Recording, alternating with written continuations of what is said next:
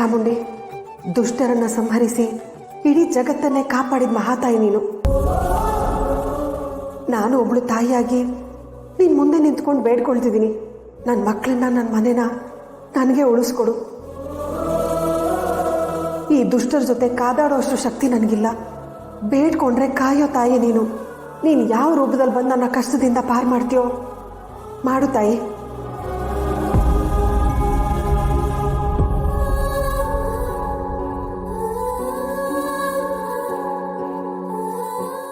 ನಂದು, ನೀನು ಈ ಮನೆಯ ಶಕ್ತಿ ಸ್ವರೂಪಿಣಿ. ನೀನು ಚೆನ್ನಾಗಿದ್ರೆ ಈ ಮನೆಯಲ್ಲಿರೋರು ಎಲ್ಲರೂ ಚೆನ್ನಾಗಿರ್ತಾರೆ. ಎಲ್ಲ ವಿಜಯನೂ ನಿಮ್ದೇ ಆಗಲಿ.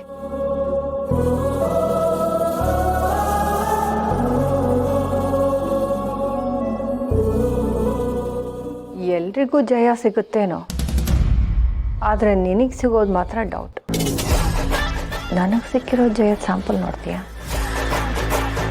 ನಿನ್ನ ಮಗಳಿಗೆ ಹೋಗಿ ಆರತಿ ಕೊಡು.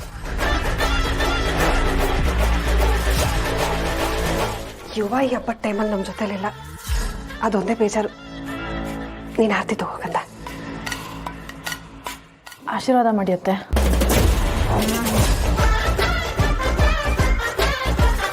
ಖುಷಿಯಾಗಿ ಚೆನ್ನಾಗಿರು ಪುಟ್ಟ.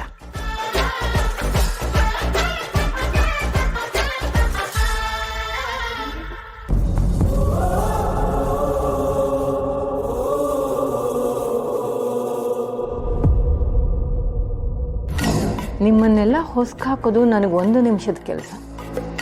ಶತ್ರುಗಳನ್ನು ಅಷ್ಟು ಈಸಿಯಾಗಿ ಒಂದೇ ಸಲ ಶಿಕ್ಷೆ ಕೊಟ್ಟು ಬಿಡಲ್ಲ. ಪ್ರತಿದಿನ ನರಳಿ ಸಾಯಬೇಕು.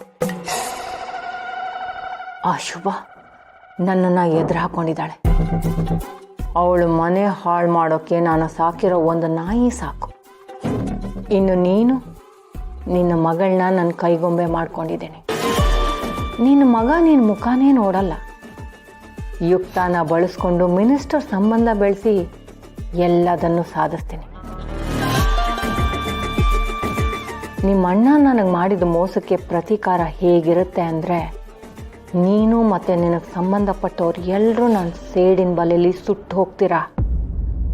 ನಿನ್ನಿಂದ ನಿನ್ನ ಮಕ್ಕಳನ್ನ ದೂರ ಮಾಡಿದ್ದಾಯ್ತು.